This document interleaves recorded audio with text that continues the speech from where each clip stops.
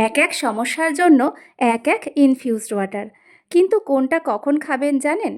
ঠিক সময়ে খেলে ডাইজেশন, ব্লোটিং, সুগার ক্রেভিং অনেক কিছুতেই হেল্প করতে পারে। চলুন সারা দিনের ইনফিউজড ওয়াটার রুটিন জেনে নিই। সকাল শুরু করি মেথি জল দিয়ে। রাতে 1 চামচ মেথি ভিজিয়ে সকালবেলা সেই জল খালি পেটে খান। মেথির মধ্যে একটা ইন্টারেস্টিং কম্পাউন্ড থাকে যার নাম হাইড্রক্সি সলিউসাইন। এটা নিয়ে রিসার্চে দেখা গেছে এটি ইনসুলিন রেসপন্স সাপোর্ট করতে সাহায্য করতে পারে। তাই অনেকেই ব্লাড সুগার কন্ট্রোল রুটিনে মেথি ব্যবহার করেন। এছাড়া মেথি জল সকালে ডাইজেশন অ্যাক্টিভেট করতে, ব্লোটিং কমাতে আর দীর্ঘক্ষণ পেট ভরা ফিল করতেও সাহায্য করতে পারে। তবে বেশি মেথি দেবেন না, অতিরিক্ত খেলে কারো কারো অ্যাসিডিটি বা লুজ মোশন হতে পারে। এবার ব্রেকফাস্ট বা লাঞ্চের পরে আসি। খাবারের পর হেভিনেস, গ্যাস বা ঢেকুর হলে ট্রাই করুন জিরের জল। 1 গ্লাস জলে সামান্য জিরে ভিজিয়ে বা হালকা ফুটিয়ে নিন। আফটার মিল অল্প অল্প করে খান।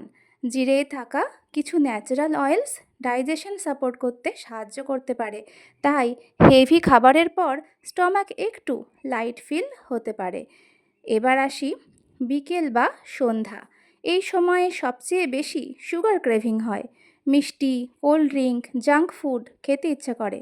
তখন ট্রাই করুন দারচিনির জল।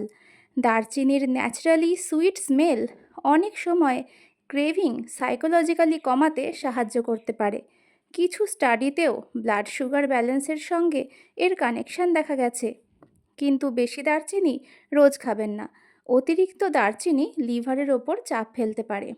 এবার যদি গ্যাস বা পেট ফাঁপার সমস্যা হয় তাহলে জোয়ান জল।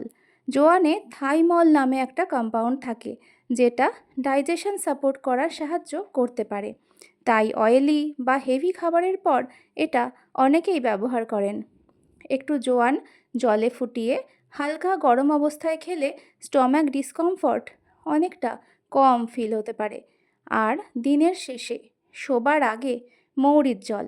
মৌরি শুধু মাউথ ফ্রেশনার না, এটা শরীর ও মনকে শান্ত রাখতে সাহায্য করতে পারে, আবার রাতে হেভি ফিলিং কমাতেও সাহায্য করতে পারে। সবচেয়ে ইম্পর্ট্যান্ট কথা, ইনফিউজড ওয়াটার কোনো ম্যাজিক কিওর না, এগুলো হেলদি হ্যাবিটের পার্ট হতে পারে। কিন্তু শুধু এগুলো খেয়েই ডিজিজ কিওর বা ইনস্ট্যান্ট ওয়েট লস হবে না। তাই মনে রাখুন, সকালে মেথি জল, খাবারের পরে জিরের জল, সন্ধ্যায় দারচিনির জল, গ্যাস হলে জোয়ান জল, আর রাতে মৌরির জল। সময় বুঝে খেলেই ইনফিউজড ওয়াটার সবচেয়ে বেশি বেনিফিট দিতে পারে। খাবার দাবার সংক্রান্ত ভিডিও দেখলে সাবস্ক্রাইব করে রাখুন, আর এই ভিডিওটা ভালো লাগলে লাইক করে দেবেন।